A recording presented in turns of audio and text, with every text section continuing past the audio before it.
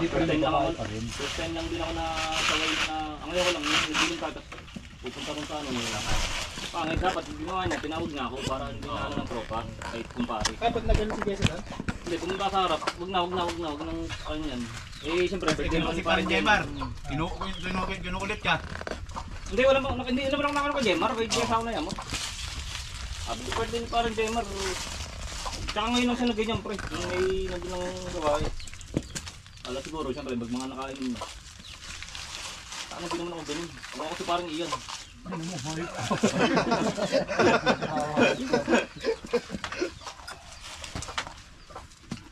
Boy yung nag-iya dun eh. Parang kaninong gamit yung ano na yun? Inox na yun, kay Boyong yun? Kay Boyong. Eh ako, tinachat ko naman siya, no? Tinayaya ko rin naman, ah. Wala namang problema kung ano na yun, no? Ikaw mo, seryoso na, hindi naman siya seryoso. Kaya mo nga lang is. Ang daming babae na yung hype niya yun. Napakasiloso yung putang. Parang may agreement sa dila eh.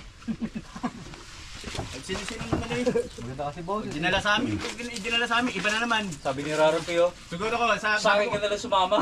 Sabi ko kay Parang Boyong, siguro. Lasing na lasing.